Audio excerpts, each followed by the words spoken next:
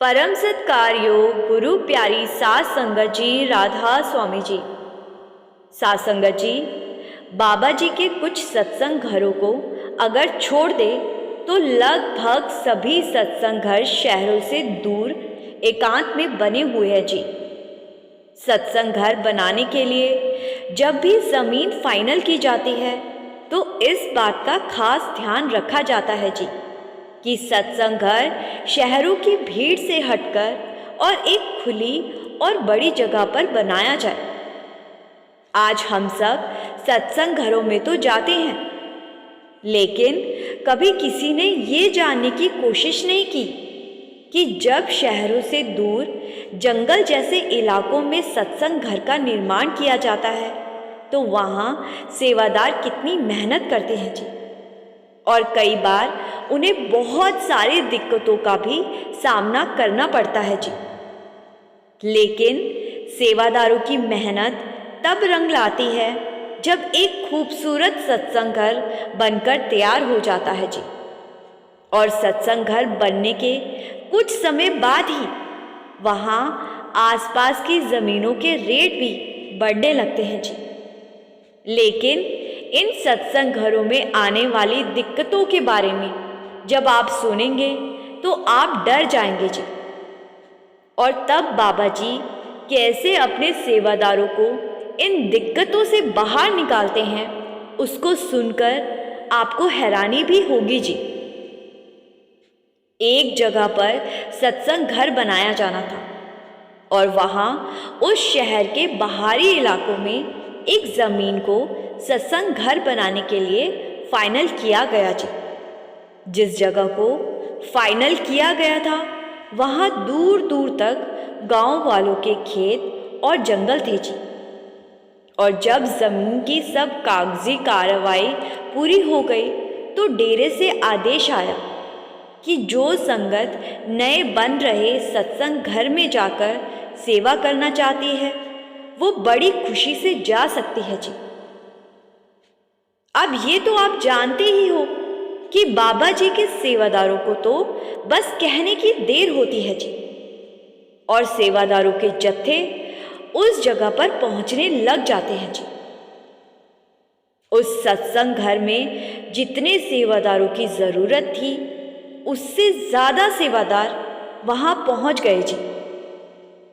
सेवा का काम शुरू कर दिया और एक जत्था जो उत्तर प्रदेश से आया हुआ था उस जत्थे में कुछ बीवियां और कुछ भाई थे जी। उन सब की ड्यूटी उस ज़मीन के एक ऐसे कोने को साफ करने में लगाई गई जहां से आगे जंगल और खेत थे जी। उस जत्थे में से 2 बीवियां और 3 भाई उस जगह जाकर अपनी सेवा करने लगे जी। और दिन भर सेवा करने के बाद सभी सेवादार दूसरे सेवादारों के पास आ जाते और सबके लिए लंगर का प्रबंध किया जाता और अगले दिन फिर से सेवा शुरू हो जाती जी।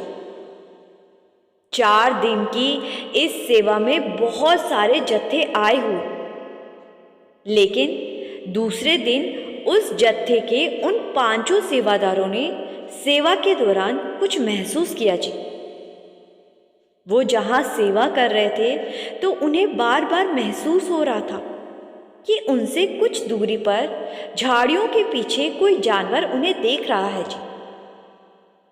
शुरुआत में उन्होंने सोचा कि कोई नील गाय या कोई दूसरा छोटा मोटा जंगली जानवर होगा, लेकिन अब उन 5 सेवादारों में से एक की नज़र साफ उस जानवर पर पड़ी तो वो कांपने लगा और उसने दूसरे सेवादारों को चुपके से बताया कि जिसे हम छोटा मोटा जानवर समझने की गलती कर रहे हैं वो तो एक आदमखोर शेर है। उसने बताया कि मैंने खुद अपनी आंखों से उसको देखा है। फिर बाकी के 4 सेवादारों ने जब गौर से उस तरफ देखा तो उनके होश उड़ गए जी, क्योंकि वहां सच में एक शेर था जी। 5 सेवादार डर गए और वहाँ से सीधे इंचार्ज के पास गए और इंचार्ज को सारी बात बताई जी।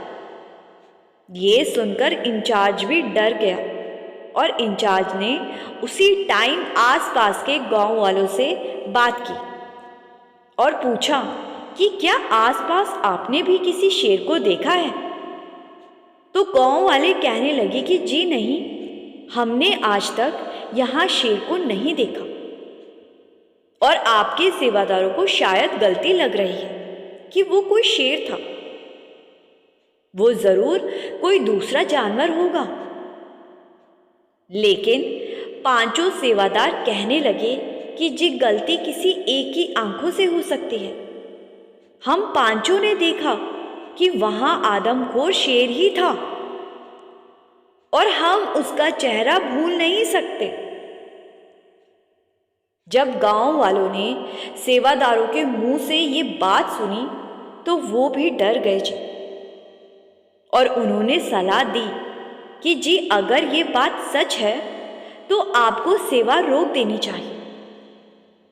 इंचार्ज ने सारी बात डेरे में बताई तो डेरे ने वहां सेवा रोक देने की बात कही और डेरे के आदेशानुसार वहां सेवा रोक दी गई।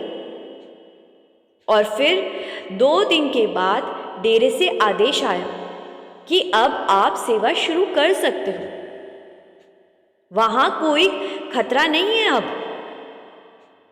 सेवादारों ने जब सुना तो उन्हें विश्वास ही नहीं, क्योंकि 2 दिन में ऐसा क्या हो गया जो अब वहां से वो शेर कहीं और चला गया।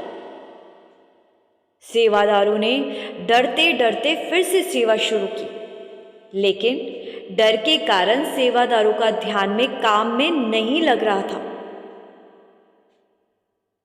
सासंगत जी, ये ह्यूमन नेचर होता है। इंसान की आंखों पर पट्टी बांधकर अगर उसको पिन चुभा दी जाए और बाद में उसको बताया जाए कि उसको एक सांप ने काट लिया है, तो वो जो डर इंसान के दिमाग में पनपता है, उस डर से इंसान अपनी सुध बुध खो देता है जी। जबकि असल में उसको सिर्फ एक पिन चुभाई गई थी। तो इन सेवादारों का डर भी अपनी जगह बिल्कुल ठीक था जी। डरते डरते ये सेवा करने लगे।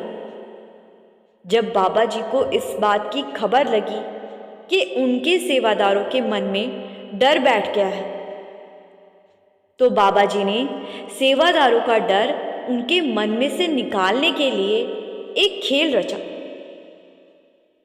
उसी दिन शाम को उस सत्संग घर में एक साधु महाराज पहुंचे। साधु ने वहां काम कर रहे सेवादारों से कहा कि जी मैं एक फकीर हूं, क्या आज रात मैं आपके यहां रुक सकता हूं? इंचार्ज साहब ने साधु से कुछ बात की और उन्हें वहां रुकने की इजाजत दे दी। शाम को सेवा के बाद जब सभी सेवादार वहां इकट्ठे हुए तो सबके लिए लंगर का प्रबंध किया गया। जिस जगह पर लंगर बनाया जा रहा था, उस जगह पर बाबा जी की एक तस्वीर रखी गई थी। जब साधु ने उस तस्वीर को देखा तो साधु के होश उड़ गए। साधु लगातार बाबा जी के चेहरे को देख रहा था जी। साधु वहां लंगर बना रहे सेवादारों से पूछने लगा कि ये कौन है? तो सेवादारों ने बताया कि ये हमारे गुरु हैं और ये सेवा हम इन्हीं के आदेश पर कर रहे हैं। साधु पूछने लगा कि तो ये अब कहाँ हैं? कहीं दिखाई नहीं दे रहे। तो सेवादारों ने बताया कि ये यहाँ नहीं रहते, ये डेरे में रहते हैं और डेरा यहाँ से दूर है। साधु कहने लगा कि ये आप कैसी बात कर रहे हैं?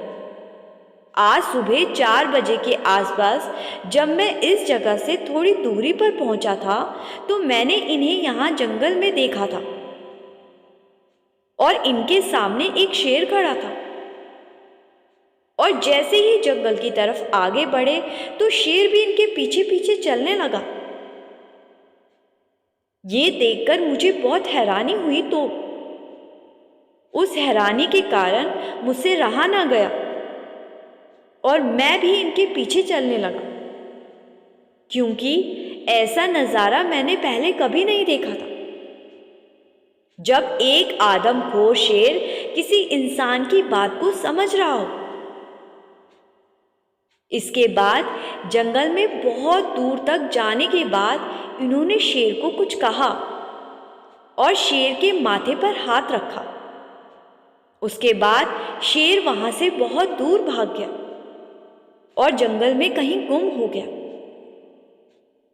ये सब कुछ देखकर मेरे होश उड़ गए और जब इनकी तस्वीर मैंने आपके यहाँ देखी तो मैं देखते ही समझ गया कि ये तो वही है जो आज सुबह 4 बजे मुझे जंगल में शेर के साथ दिखाई दिए थे। साधु की बातों को सुनकर सेवादारों की हैरानी का ठिकाना न रहा और अब उन्हें विश्वास हो गया था कि इसीलिए डेरे से दोबारा सेवा करने का आदेश आया है, क्योंकि अब यहाँ कोई शेर नहीं है। बाद में पता चला कि वो शेर किसी जन्म में सत्संगी हुआ करता था और नामदान लेकर भारी कर्म करने के कारण उसको 84 की जुनियों में जाना पड़ा था। और जब उसको पता लगा कि यहाँ बाबा जी का सत्संग घर बनाया जा रहा है, तो वो बाबा जी से माफ़ी मांगने और खुद की मुक्ति पाने के लिए वहाँ पहुँच गया, क्योंकि गांव वालों ने भी कहा था कि उन्होंने यहाँ आसपास कोई शेर कभी नहीं देखा। लेकिन जैसे ही सत्संग घर बनना शुरू हुआ वो शेर वहां पर आ गया और फिर बाबा जी खुद उसको वहां से कहीं दूर छोड़कर आए जी। साध संगत जी, ऐसे बाबा जी अपने सेवादारों की रक्षा करते हैं। एक बार माँ जी ने बाबा जी से कह दिया था कि आप खुद तो एसी वाले कमरे में बैठते हो और आपके सेवादार कड़ी धूप हो या बारिश हो बाहर सेवा करते रहते हैं। तो बाबा जी ने उस दिन अपना चश्मा माँ जी को पहनाकर कहा था कि इस चश्मे को पहनकर बाहर सेवा कर रहे सेवादारों को एक बार देखो। तो माँ जी ने जब बाबा जी का चश्मा पहनकर सेवादारों को सेवा करते देखा तो हर एक सेवादार के साथ बाबा जी खुद छतरी लिए खड़े हुए थे जी। साध संगत जी, बाबा जी को तो हमारी सेवा बहुत महंगी पड़ जाती है। बाबा जी सेवादारों की संभाल तो करते ही हैं। उनके सेवा पर आने के बाद उनके पीछे उनके घर परिवार, बच्चों, दुकानों, खेतों सबकी संभाल बाबा जी को ही करनी पड़ती है जी। हम तो ये कहकर सेवा के लिए चल पड़ते हैं कि बाबा जी पीछे से अपने आप सब संभाल लेना। हमें तो वहां जाकर बस सेवा ही करनी पड़ती है।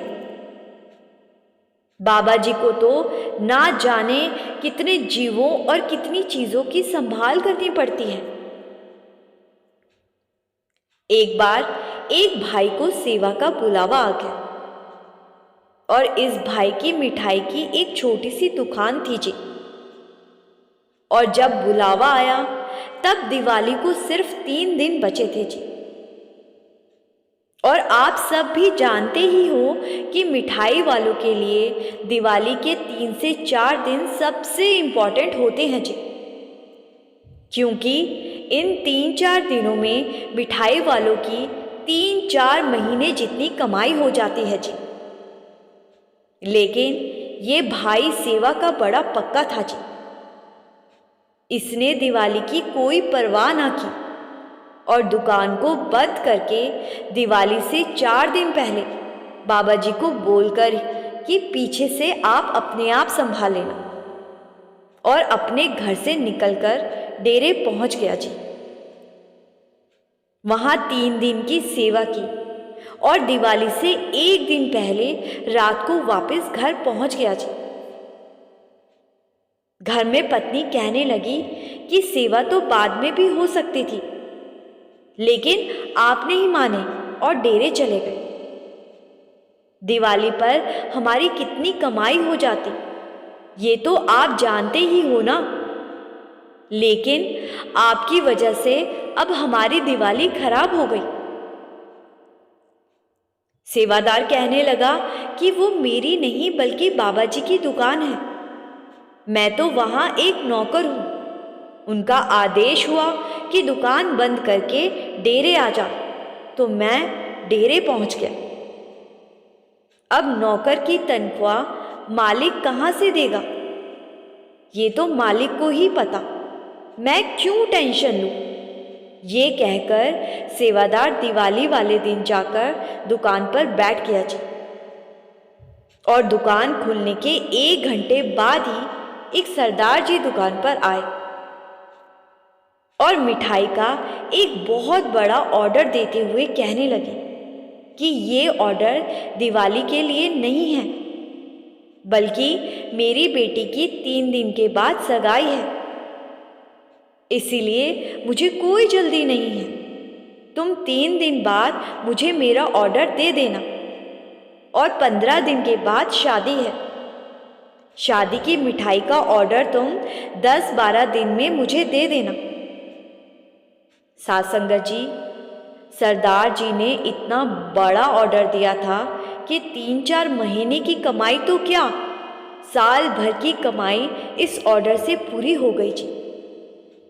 सरदार जी के जाते ही सेवादार ने सामने दीवार पर लगी बाबा जी की तस्वीर की तरफ देखा और बाबा जी का हजारों बार शुक्र किया जी, और बड़े इत्मीनान से सरदार जी के बड़े ऑर्डर की मिठाई बनानी शुरू कर दी जी। और पहले सगाई का ऑर्डर पूरा किया और उसके बाद शादी का ऑर्डर पूरा कर दिया जी। साथ संगत जी, और हम है कि ज़रा सी बात पर टेंशन लेकर बैठ जाते हैं जी। किसी को अपने बच्चों के फ्यूचर की टेंशन है, तो किसी को अपनी नौकरी और काम धंधों की। जब खुद को बाबा जी के हवाले कर ही दिया है तो हम क्यों टेंशन लेते हैं। साथ संगत जी, जैसे एक बच्चा अपनी टेंशनों को अपने माँ बाप पर छोड़ देता है, वैसे ही हमें भी हमारी चिंताओं को बाबा जी पर छोड़ देना चाहिए जी। हमारे लिए जो सही होगा बाबा जी अपने आप उस काम को हमारे लिए कर देंगे जी। हमें बस विश्वास रखना है और बाबा जी के हुक्म में रहना है। संगत जी, इसी के साथ मैं आपसे विदा लेती हूँ जी। कमेंट में राधा स्वामी लिखना मत भूलिए जी।